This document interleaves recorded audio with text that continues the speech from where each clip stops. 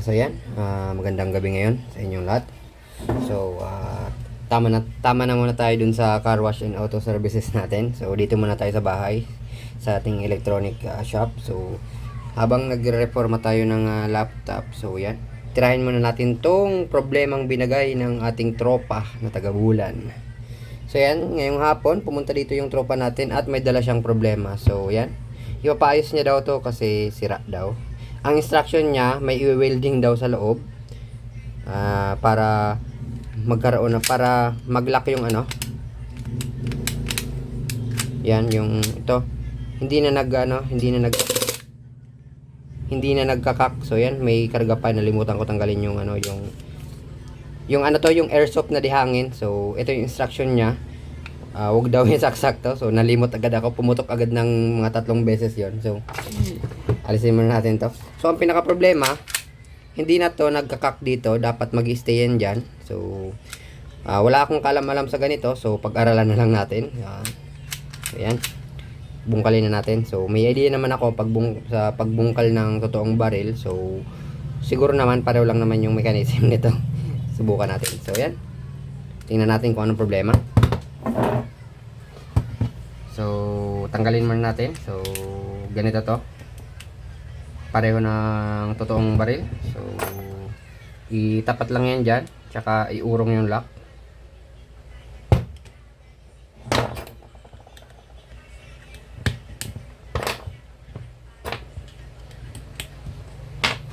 So nga pala, hindi ko alam kung anong model to ng airsoft. So wala talaga akong kalam-alam nito. Bali sa pag-upload ko na lang, ilalagay ko na lang sa description pag natanong ko na yung tropa natin kung anong ano nito brand. Malay nyo, Eagle. So yan, tanggal na. So walang problema dito. So yan, next step natin ay hindi natin alam. So pinakaunang gagawin natin ay tanggalin mo na to siguro. Basta ang problema niya, hindi na naglalak to. Hindi na naglalak.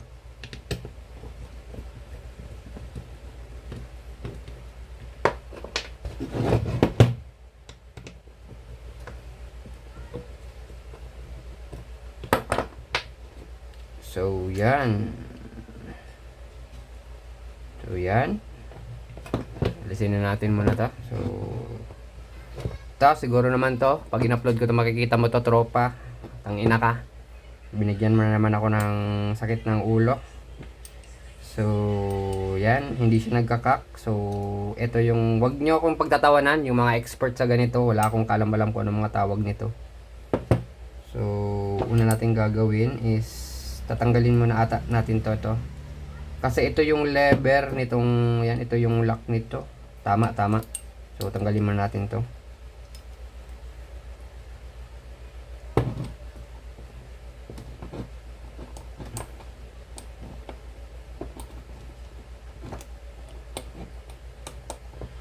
Ayun, umangat. Yun, tanggal na.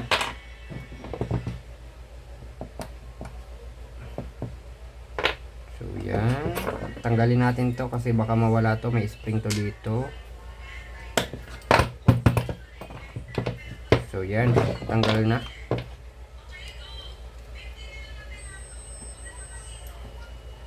So yan, bali meron siyang instruction sa akin, yung tropa ko. Ito daw to. Yan daw, ganyan daw yung problema sa loob. Weldingin ko daw yan. So hanapin natin yung parts na yan, yung sinasabi niya. So yan, tanggalin natin tong tornilyo.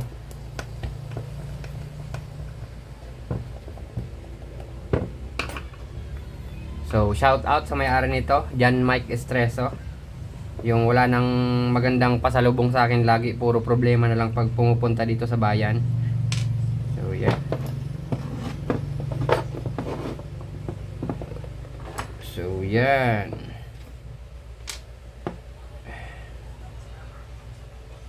Uy, putang ina. So yan. Okay, di ko alam. Yun. Ito yung pyesang sinasabi niya. So, ito nga yung naglalak. So,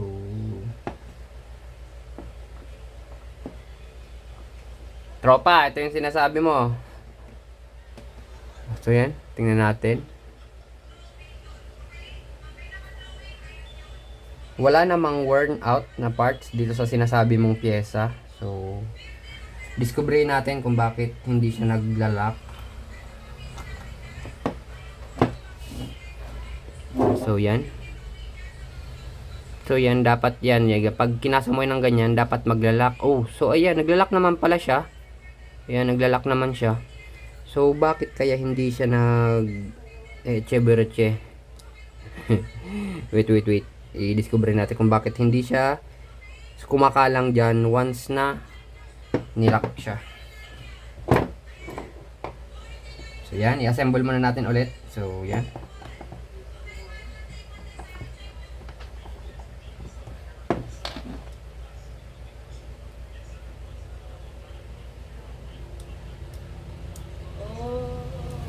Ito yung spring, bale, ito yung pinaka-cock spring niya. Yun. Ito nga kasi tumutukod to dito, to. Merong spring to dito na malakas. Yang yung tumutukod nung pampalakas ay yung parang spring nito. So, yan. I-troubleshoot natin kung bakit ganon.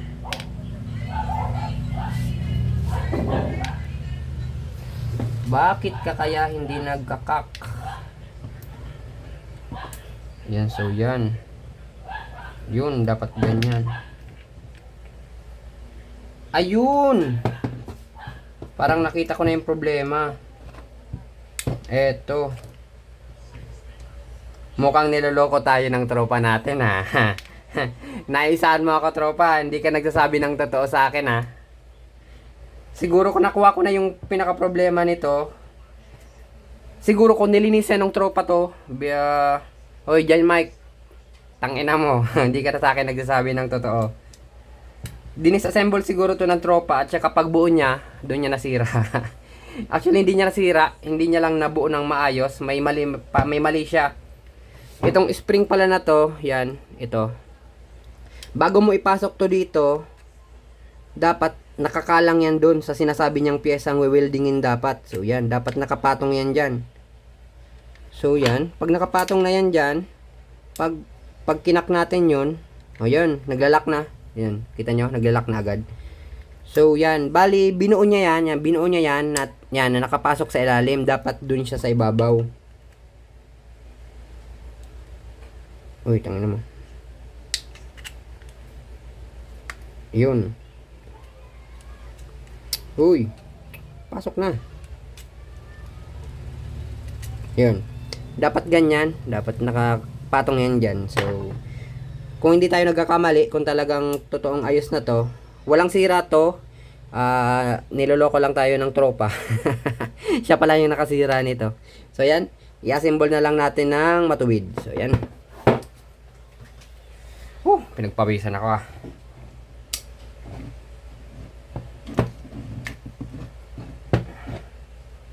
So, yan. Ano ba ang una natin gagawin dito? So, yan. I-assemble muna natin ng tama. Try natin i-assemble na hindi mo na ito ilalagay. Ay, late na natin ito ilagay. So, yan. Pasok muna natin ito. Tapos,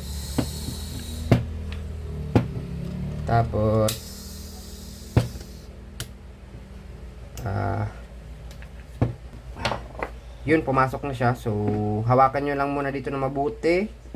Tsaka ipasok nyo to dito. Yun, nakapatong pa siya, nakapatong. So, ilagay agad natin tong tornilyo. Ibabaw. Yan.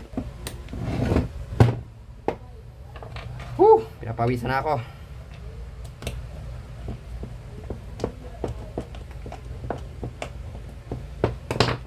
So, yan. Yan. Yun. Okay na. Yun. Kita mo yan, tropa. Niloloko mo ako, So, yan. Okay na. Sunod nating i-assemble ay wait. Higpitan na natin itong tornilyo na to.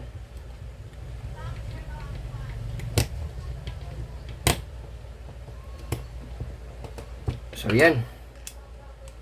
Okay na, okay na. Lagay na natin tong safety.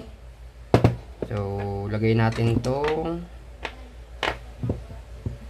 Asa na yung ano, maliit? Uy, gago. Putang ina. Nalimutan natin tanggalin yung isang maliit dun. Buti na lang di nawala.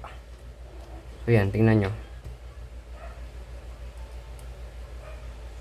Tingnan yung mabuti ang katangahan natin. So, yan. Yung parang tite na yan. Yan. Okay.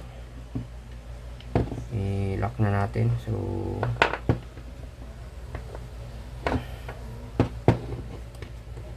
yan. Lagay na natin to. Ano ba yan? Ito. So, bali ikak natin. Ay. Ito pa palang ano, pin. Pasok. Huwag kang. Yun. Pasok na. So, yun. Ayun. Pumasok ang putang ina. Pumasok ng putang ina. Diyos ko Lord. Yun. Tang ina mo. Yun. Okay. Okay. So, yan. Lagay na natin tong tanginang to. So, yan. Pasok na natin. Yun, itapat ulit natin dyan. Ito, dito. Yun.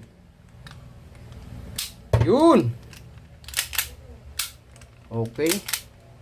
Sana gumana na siya. So, nakaban ako So, lagay. Wala yung bala, yung pellet. So, lagay natin. Sana okay na. Lagay man natin dito.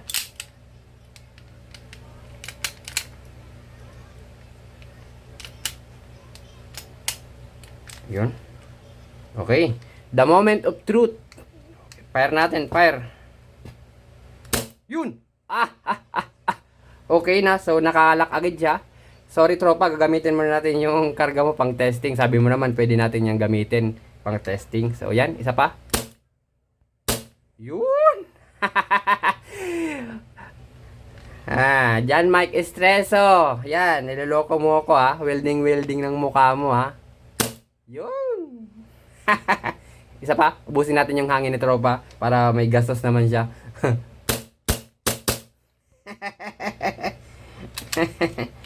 Ayan. Okay na. Good night.